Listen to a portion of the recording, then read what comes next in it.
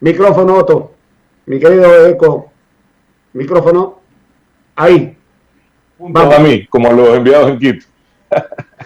¿Cómo? También me va a bajar los 3 puntos a mí, digo. Ah, sí, sí, sí. Acá nosotros tenemos una mecánica en la radio, ¿no? Cuando se comete algún error de cuestión técnica, 3 puntos. alguien comenzó, bájate 2 puntos en la nota, bájate Muy 3 puntos en bien. la nota. Y Por eso ahí digo, vamos arranco igual distendiendo que el siempre el amigo en ambiente. Quito. Arranco ¿Ah? igual que el amigo en Quito sin micrófono, 3 puntos abajo, igualito. ¿Cómo está, economista Calderón, a los tiempos? Qué gusto saludarlo. ¿Cómo le va? No, el gusto es nuestro, mi querido economista. 100 días de gobierno del presidente Guillermo Lasso. ¿Cuál es la coyuntura que se vive y que se aprecia desde su punto de vista, usted habiendo estado también en una muy alta función del Estado? Bueno, primero, sin duda que el país pasa momentos difíciles, quizás no tan duros como hace un año. Creo que lo peor fue en marzo y abril del año pasado, tanto en lo económico, pero sobre todo en lo sanitario, ¿no? La crisis de Guayaquil, más de 600 fallecidos diarios por más de 15, 20 días, la situación económica, los 3 oleoductos rotos, el precio del barril en negativo, la economía del mundo paralizada. Creo que lo del año pasado fue realmente lo más complejo que el país ha visto en mucho, mucho tiempo. Me atrevería a decir que sin duda lo más difícil de este siglo para el Ecuador. Y gracias a Dios, con mucho trabajo, se logró estabilizar la situación sanitaria y se tomaron decisiones difíciles en lo económico que significaron poder brindarle al Ecuador hoy una posibilidad de salir adelante. No digo que todo esté resuelto, seguimos estando en crisis, insisto, no tan profunda como entonces, pero seguimos estando en crisis. Ayudó mucho lo que se hizo en reducción del tamaño del Estado, lo que se hizo en renegociación de deuda externa, inclusive el decreto de eliminación progresiva de subsidios, que lo que necesita hoy es que la ciudadanía conozca con claridad cuál es la compensación, porque es cierto que esa es una política pública fracasada.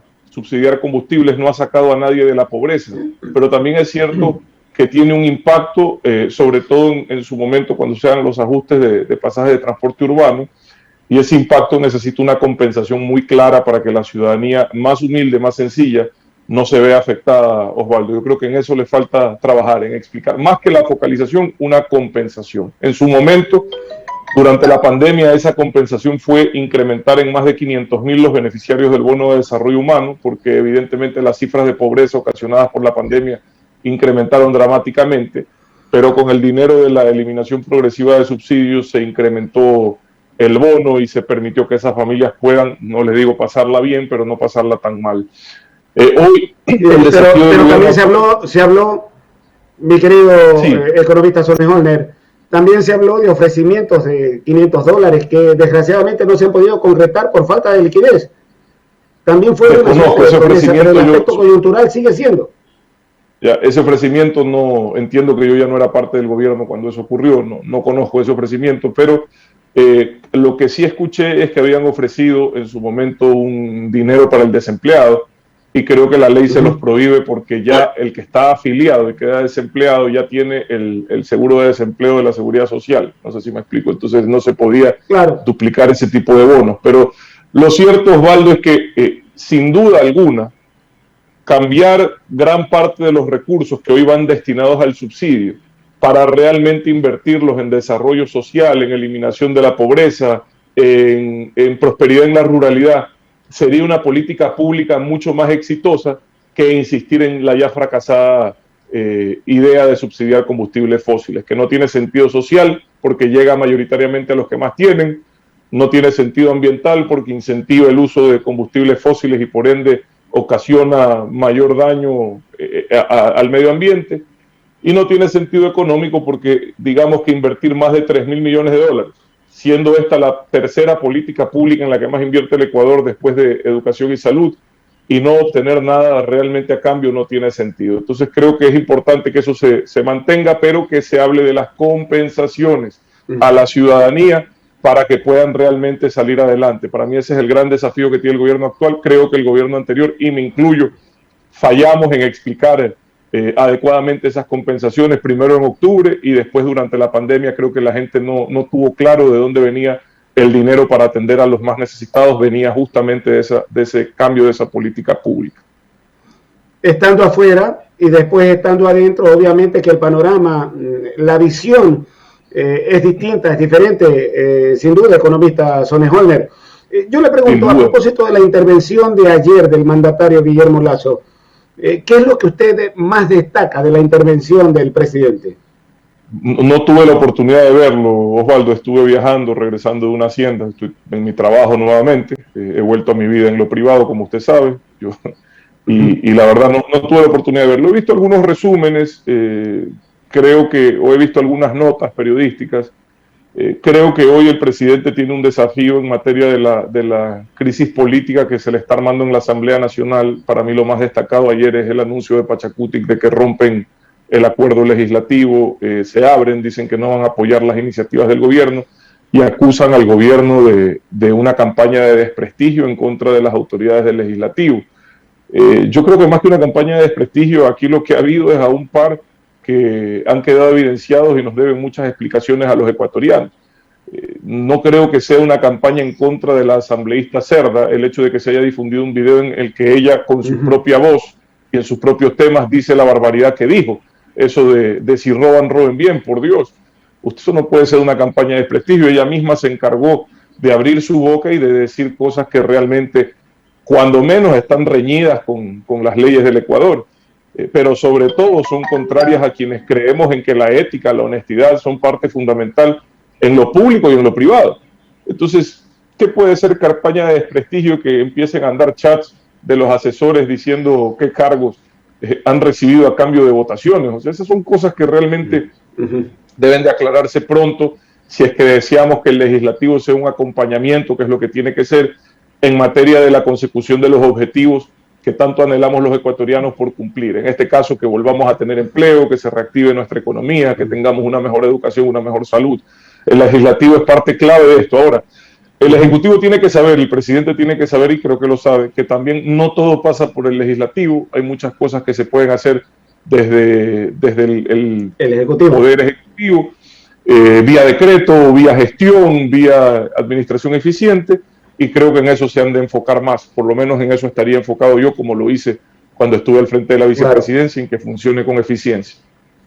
Para establecer la fluidez del diálogo, economista Sonneholner, estos 100 días, en el aspecto de acuerdos políticos, le terminan dando la razón al abogado Jaime Nebot Sadi a propósito de la frustrada alianza de mayo que se intentó hacer en un primer momento. A ver, los socialcristianos, y creo, ganaron juntos una elección. De hecho, si no se aliaban, el señor Lasso no sería presidente del Ecuador, porque hubiese significado una dispersión del voto en primera vuelta, en donde los socialcristianos no iban a sacar menos de 6-7%, en el peor de los casos. Y eso hubiese significado que en la segunda vuelta no esté el actual presidente de la República. Entonces, las alianzas, más allá de los aportes que yo no conozco, yo no fui parte de ninguna campaña, yo trabajé como lo ofrecí, llevando un mensaje de encaminar el Ecuador nuevamente hacia la democracia, lejos del modelo fracasado, autoritario, demagógico, opaco del socialismo del siglo XXI, y cumplí con mi ofrecimiento. Ese fue mi trabajo durante la campaña electoral, pero no pedí el voto por nadie. Le brindé a la ciudadanía las herramientas para que tomen una decisión acertada. Y bueno, llegaron juntos al triunfo electoral, pero no llegaron juntos al gobierno. Sin duda, tienen que ser mucho mayores las coincidencias entre Creo y los socialcristianos que con ningún otro bloque en la Asamblea Nacional. Pero el error de esa alianza, economista Calderón, no fue per se la intención de unirse inclusive hasta con el bloque del correísmo, sino puntualmente, desde mi punto de vista, el hecho de que algunos representantes del bloque correísta salieron de forma para mí inesperada y abrupta a decir que la alianza incluía una comisión para revisar fallos judiciales. Entonces eso sí no tenía presentación. Todo lo demás yo le acepto. Aquí hay que dejar de lado a veces las diferencias y poder encontrar consensos en beneficio del país. Pero que una de esas condiciones sea que el legislativo se entrometa en la función judicial para revisar los fallos o los procesos en favor de la lucha contra la corrupción que tanto le ha costado al Ecuador, me parecía a mí que no tenía presentación. Esa es mi opinión. Yo insisto, claro, no estoy en contra de ningún acuerdo legislativo, con nadie, pero no puede ser a razón de buscar la impunidad de quienes hoy responden ante la justicia. Esa es la gran realidad, economista Sonny Holner. Los acuerdos y las mayorías legislativas con ejecutivos no pueden estar en función de esa suerte de impunidad, porque si no vamos a seguir en lo mismo. ¿Sabe qué pasa, economista? Que dejan en evidencia las verdaderas razones y motivaciones que los llevan a entrar en la política. Llegan a la campaña política diciendo que quieren llegar para ayudar a resolver los problemas de los más necesitados, es decir, lo correcto, lo justo, de los más pobres, de quienes tienen que luchar arduamente para salir adelante. Para eso no va la política, para servir a la gente que necesita una administración que se dedique a ayudarle a resolver sus problemas. Entonces es el discurso en campaña. Pero apenas ganan, ya inmediatamente muestran que lo que llegan es para resolver los problemas de ellos, ya sean económicos o judiciales. Y así nos la siempre hay una suerte de trasfondo, ¿no? Una cosa es lo que se dice y otra es la que se hace. Claro, pero quedaron en evidencia muchas ocasiones completamente distintas. Quedaron en evidencia antes de sentarse y para mí esa fue la razón por la cual estaba justificada la ruptura del acuerdo.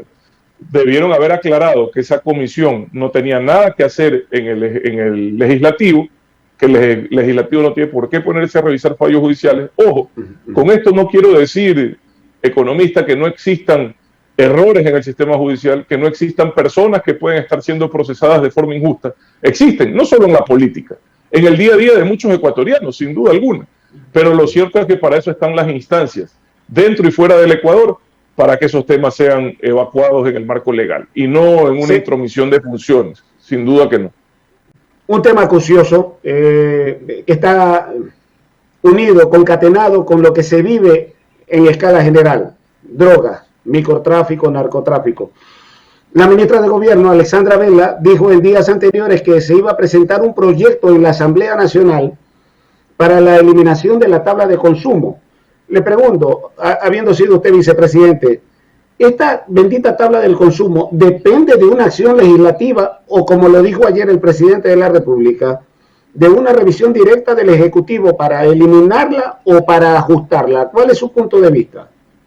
Está dentro del Ejecutivo la competencia, pero entiendo que en el COIP habría que hacer algunas revisiones, porque, a ver, ¿cuál es la discusión en este momento, Osvaldo? Yo no le voy a negar que la tabla de drogas permitió que de forma más acelerada progrese, desgraciadamente, el microtráfico dentro de nuestro país.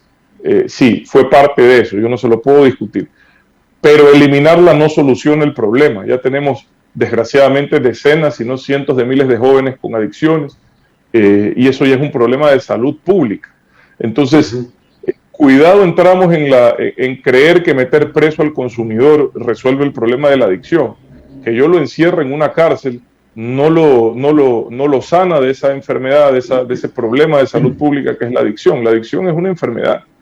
Y más bien esto tiene que ser acompañado, si es que el presidente así lo está pensando, tiene que ser acompañado de un programa integral de rehabilitación para personas con adicciones y de reinserción, sobre todo en materia laboral, de estos chicos que han perdido gran parte de su vida, desgraciadamente a causa de este vicio, y que además muy probablemente ya tienen, sobre todo los que consumen esta droga tan nociva que es la H, muy probablemente ya tienen lesiones permanentes en su salud, a nivel de pulmones, de órganos vitales, riñones, a nivel cerebral.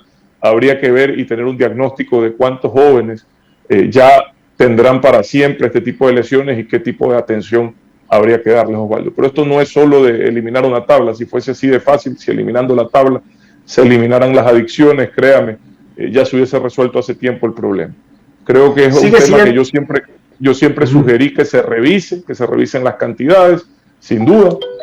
Eso fue un tema que yo siempre traté de impulsar. Yo era vicepresidente, no estaba esa decisión de mi lado, ni estaba encargado de ese tema a mí. Estoy de acuerdo con que se revise, pero la eliminación total puede causar una criminalización de la adicción, que no es un delito, sino una enfermedad. En función de la reactivación económica, y en su momento se estableció la ley humanitaria, economista Sonny Holner, necesaria, creo, en el momento que vivía el país, con algunos aspectos laborales que se ampliaban. ¿se debe seguir sosteniendo esa consideración, el concepto básico fundamental de la ley humanitaria, economista? A ver, el condicionamiento de los temas en materia laboral de esa ley tenían que ver con la circunstancia que se vivía en ese momento.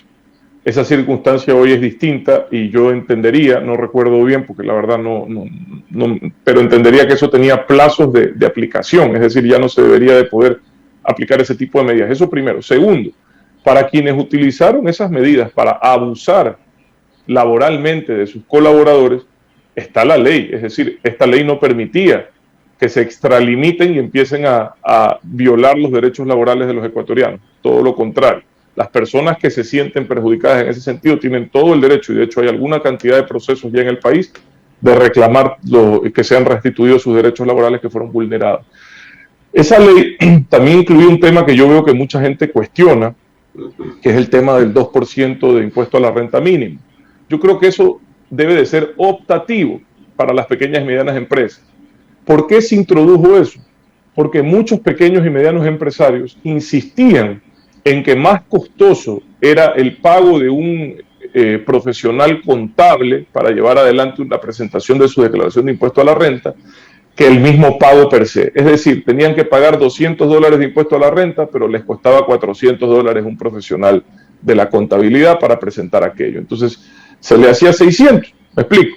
Hoy eso se hizo para simplificar el procedimiento. Ahora, si hay personas que sienten que les perjudica, yo creo que lo que debería de ser es optativo. Si quiero, presento el 2% y si no, presento mi contabilidad. Pero ya tiene que ser en función de los intereses y de las afectaciones para el empresario que sienta que eso le sirve o no. Eso respecto a esa ley. Creo que hoy el desafío del gobierno y la expectativa que todos tenemos en materia de reactivación es ver cuáles van a ser las reformas en lo laboral y en lo económico, sobre todo en lo tributario, que nos permitan comprender con mayor claridad por dónde va el camino de la reactivación. De por sí este año va a ser un año de crecimiento económico, más que de crecimiento, de recuperación económica. El país va a crecer alrededor del 3%, el próximo año algo similar. Eso es natural, eso es fruto de la recuperación mundial en materia de ya ir avanzando, no ganando porque esto no ha terminado, pero ir avanzando en la lucha contra el COVID. Pero este momento de reactivación tiene que ir acompañado de políticas públicas claras para que el Ecuador lo pueda aprovechar de la mejor manera. Sin duda alguna, y ahí también coincidimos, va a ser de recuperación, más de crecimiento. Si uno se va al subsuelo, lo primero que tiene que tratar de hacer es de llegar al nivel de planta baja. Donde estaba antes, ahí, claro, donde estaba antes. Exactamente.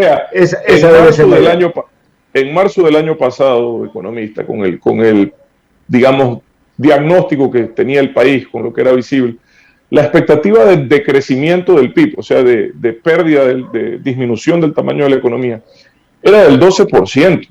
Se tomaron decisiones acertadas y oportunas que permitieron que el Ecuador, por ejemplo, el año pasado sea, junto con Paraguay, el país que más creció en inversión extranjera directa, sea el único país de la región que creció en exportaciones no petroleras durante el año pasado. ¿Por qué? Porque se tomó una decisión que fue difícil, que era que los sectores estratégicos y los sectores exportadores no se detengan. Y se diseñaron los primeros planes de bioseguridad industrial para que esas actividades puedan continuar sin poner en riesgo la vida de las personas que estaban inmersas en ellas. Tuvimos solo un problema de lo que yo recuerdo, que fue en una empacadora de atún en Manta, donde hubo una crisis de COVID. Pero en ningún otro lugar, gracias a que las cosas se hicieron bien, y eso permitió no solo que la economía no tenga el impacto que estaba pronosticado inicialmente, sino que además se sostenga la dolarización, que estuvo en riesgo hace un año. Entonces, créanme, luego el impacto fue de menos del 7% en vez del 12%, es decir, casi la mitad. Pero gracias a ese tipo de decisiones, hoy, gracias a las decisiones que le describí en materia económica, el país tiene una oportunidad y creo que el gobierno la debe de saber aprovechar. Economista, se habla mucho para tratar de recuperación del aspecto económico del Estado, la monetización de las empresas que pertenecen al Estado, de sectores que pertenecen al Estado.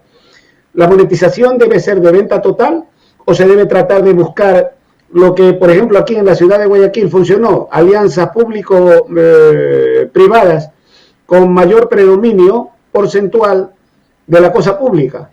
¿Qué piensa? A ver, Depende del sector y depende de la actividad. Desgraciadamente, la mayoría de las empresas públicas en el Ecuador están en una severa y profunda crisis. Muchas de ellas ya se cerraron. Hubieron, pues, en esas empresas situaciones que deben de ser investigadas a mayor profundidad. Los de TAME es un ejemplo claro, en donde se dedicaron a perder más de 300 millones de dólares justificando vuelos a Nueva York, a Fort Lauderdale, a Buenos Aires, a Caracas, qué sé yo, sin ningún propósito realmente para los ecuatorianos. Se perdieron ahí cientos de millones de dólares. Ahí tiene usted un ejemplo. Ahí no había nada, la gente decía vendan TAME, pero si regalaba era cara, pues debía más de lo que valía. No sé si me explico. Entonces, después mucha gente dice que CNT es la joya de la corona. CNT no es una empresa competitiva en materia de telecomunicaciones en el Ecuador. Todos sus competidores facturan montos similares o mayores con la mitad del personal. No sé si me explico. ¿Qué quiere decir eso? Que hay excesos de personal, que hay excesos de infraestructura. Entonces, no son empresas, ahí hay un engaño social de decir son grandes empresas. No, desgraciadamente no lo son. Yo le diría que posiblemente la única empresa que tiene un valor importante, real, que está relativamente bien administrada es el Banco del Pacífico, y creo que ahí habría una oportunidad de monetizar. Pero a mí no me gusta esto de que se monetice y el dinero caiga en la caja única del tesoro. Me parece que ese dinero tiene que tener una definición clara de en qué se va a utilizar para que los ecuatorianos sepamos que valió la pena esa monetización. No sé si me explico, claro, que no caiga en el gasto corriente del Estado ecuatoriano. Puede servir para si no nos quedamos otra vez limpios. Claro, puede servir, por ejemplo, para saldar la deuda con la seguridad social. Si usted me pregunta a mí, que para mí es posiblemente uno de los frentes más difíciles que tiene que enfrentar el gobierno actual, la estabilización y las decisiones que nos permitan tener a los afiliados la certeza de que nuestra institución va a ir por buen rumbo. Hoy, y hace muchos años que no está yendo por buen rumbo, se la malutilizó, se dieron beneficios sin tener una contrapartida presupuestaria y se desequilibró las finanzas de la seguridad social. Entonces, hoy hay que tomar, ya no hay tiempo que perder, creo que hay que tomar decisiones en ese sentido. CNT tiene un valor, sí, pero la ley prohíbe, porque es un sector estratégico, que esa empresa tenga mayoría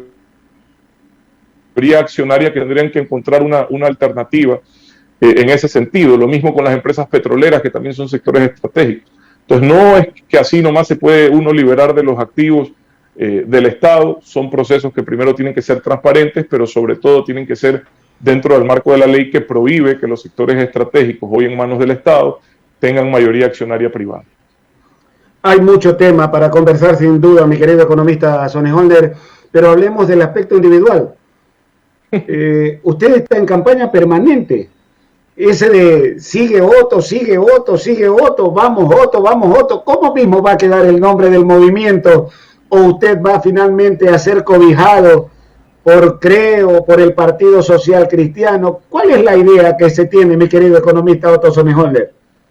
A ver, aclaremos algunas cosas, ¿no? En campaña no, porque no soy candidato a nada, ni fui tampoco. Así decían que yo iba, o sea, yo soy loquito, ¿no? Yo iba a jugarme la vida en los peores momentos del COVID, decían porque estaba en campaña. Claro, eso decía la gente que estuvo encerrada mientras nuestra ciudad, Guayaquil, pasaba los peores momentos. Entonces me acusaban de eso porque, claro, como ellos no salían, tenían que perjudicar el esfuerzo que yo estaba haciendo en ese momento tan duro. No, tan loco no estoy. A mí me tocó hacer lo que me tocó hacer, me tocó servir más allá del deber, dar la cara en los peores momentos, cuando la mayoría de la gente se guardó en la casa nomás. A mí me tocó salir al frente y bueno, estoy muy satisfecho con lo que se pudo hacer. A pesar de lo difícil. Hago una precisión, economista Sonny Holder, en función de la amistad y de los años. Sí, probablemente no esté en campaña, pero casi seguro que va a estar en la papeleta. Ya, no, solo aclaro porque, digamos, luego de que salí y anuncié mi no candidatura, yo no dejé de trabajar como siempre lo hice, no dejé de recorrer el país, no dejé de llegar con asistencia y ayuda social, no he dejado de conversar con líderes en todo el Ecuador, y como lo he dicho, estoy tratando de construir un proyecto, estoy intentando construir un proyecto que nos dé las mejores opciones a los ecuatorianos en las siguientes elecciones. En eso estoy. No he parado de hacerlo, he estado en la mayoría de las provincias del Ecuador nuevamente con ese objetivo y he estado recorriendo permanentemente los barrios de mi ciudad y de mi país. Ahora, hay colectivos ciudadanos, Osvaldo, que se formaron de forma autónoma, además yo no los lidero ni los financio, en apoyo a mi gestión en su momento, que luego se convirtieron en personas que me pedían mi participación en la política. A esos colectivos ciudadanos lo primero que les he pedido es que cambien el nombre, porque a mí no me gusta ni el uso de mi imagen ni el uso de mi nombre. No me gusta porque creo que los proyectos no deben de ser personalistas. El otro día vi que hicieron unos memes porque fue un evento de uno de estos colectivos y estaba lleno de mis fotos y lo primero que le pedí es por favor retiren mis fotos. Me explico, no me gusta, nunca me ha gustado y creo que los proyectos políticos tienen que superar los personalismos. ¿Por qué? Porque si mañana construye en torno a mi imagen, a mi persona, y yo me enfermo o decido que quiero seguir en lo que siempre he seguido, que es la construcción, la agricultura, la comunicación, el comercio, resulta que todo el trabajo que se hizo fue en vano, porque se hizo en torno a un individuo, ¿verdad? Entonces, a mí me gusta trabajar en proyectos que tengan futuro más allá de mi persona. Y les he pedido que hagan, digamos, procesos, no solo a los buenos amigos que además hacen un gran trabajo del Sigue Otto, sino a todos los demás colectivos, que hagan procesos de encontrar un nombre que nos permita identificarnos de una forma menos individualista, menos personalista.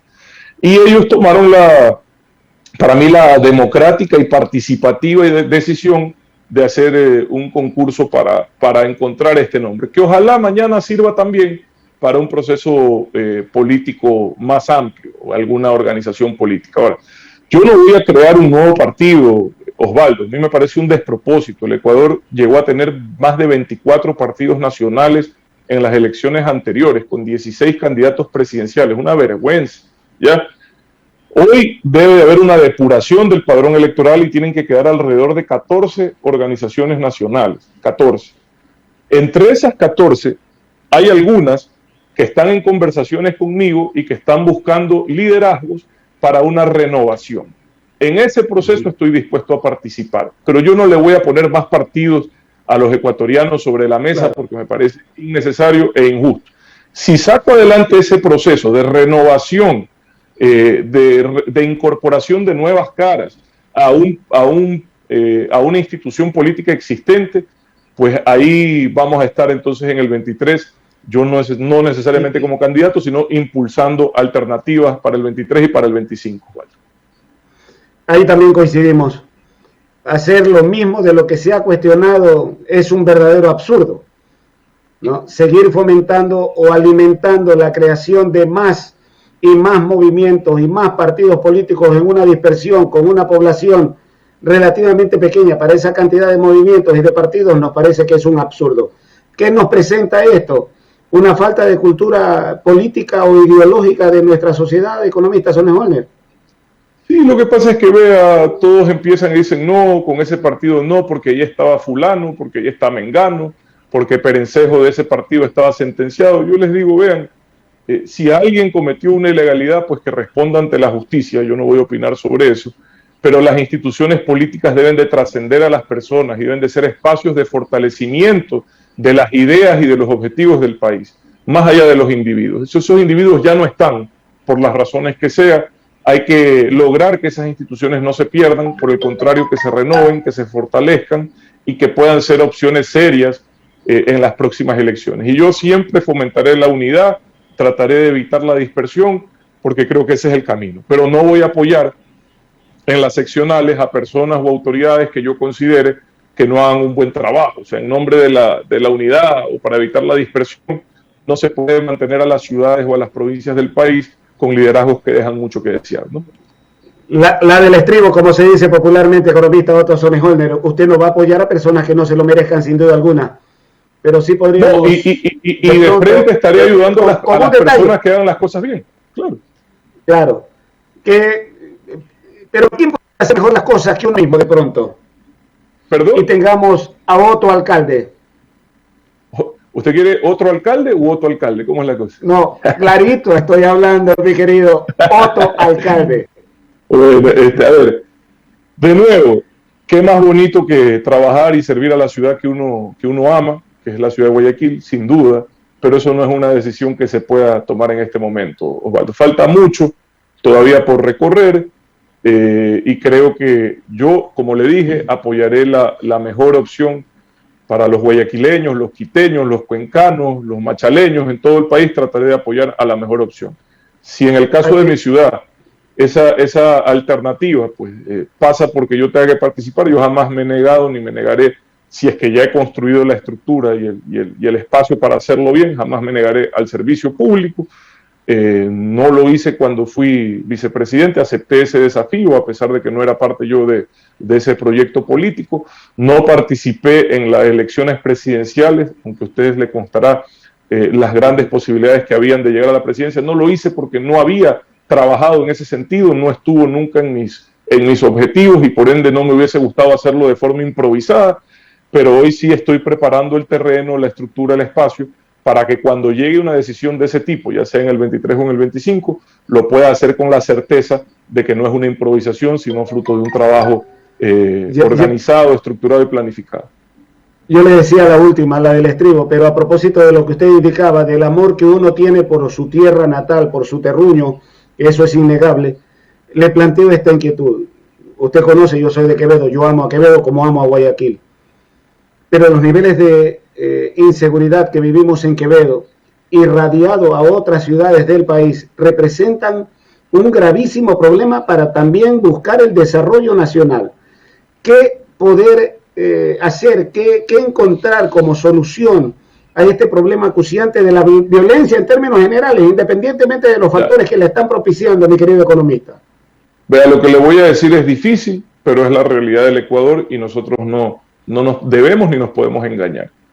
Los problemas de delincuencia, sobre todo estos niveles de violencia, lo que se conoce como la mexicanización de la delincuencia, este tipo de violencia cruel que se vio en las cárceles, etcétera, es fruto de lo profundas que están las raíces del narcotráfico en el Ecuador. En su momento se tomaron decisiones graves, ya sin tener un plan de respaldo, porque vea, yo quizás voy a coincidir en que el Ecuador no debe de tener bases extranjeras en su territorio nacional por razón de soberanía, pero no puede ser que se las retire a esa operatividad que daba la base de Manta, sin nada para garantizar que se continúe el trabajo de control del narcotráfico. No sé si me explico, se les dijo váyanse y nadie lo sustituyó. Entonces, creció. El tema de las fronteras abiertas, Osvaldo, ha tenido consecuencias terribles en que el crimen organizado deambule libremente por el territorio nacional. Aquí entraron un montón de delincuentes como Pedro por su casa, desgraciadamente. Con esto no quiero satanizar la migración. Vea mi apellido, vea mi rostro, yo soy migrante. Todos los ecuatorianos hemos venido de algún lugar o tenemos un pariente que se fue. Yo no satanizo la migración, pero tiene que haber algún tipo de control de quién ingresa al Ecuador. Y desgraciadamente todo eso durante años no existió. Entonces, en el país se fortalecieron estructuras criminales que son las mejor fondeadas que hay porque se fondean con este gran negocio del narcotráfico.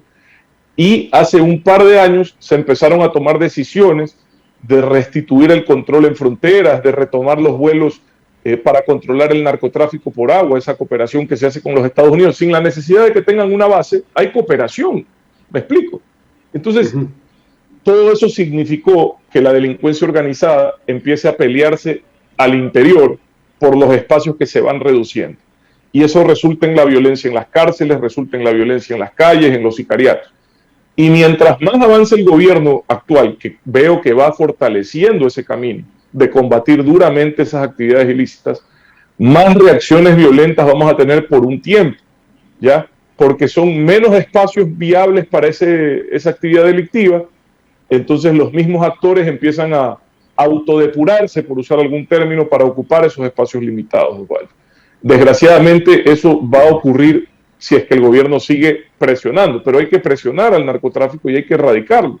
Es la única forma de lograr que finalmente volvamos a tener la paz. La mayoría de los actos delictivos, de los actos violentos, de los sicariatos, de los asesinatos, están relacionados directa o indirectamente con la actividad ilícita del narcotráfico y el microtráfico. Bueno. Economista Otto Sonnenholder, agradecido sobremanera por su presencia, su comparecencia aquí a través de Radio Sucre. Éxitos.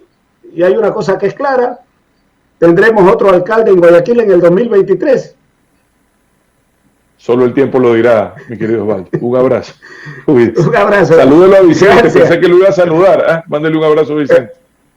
Cómo no, encantado. Gracias, economista Otto Sonnenholder, dialogando aquí a través de Radio Sucre.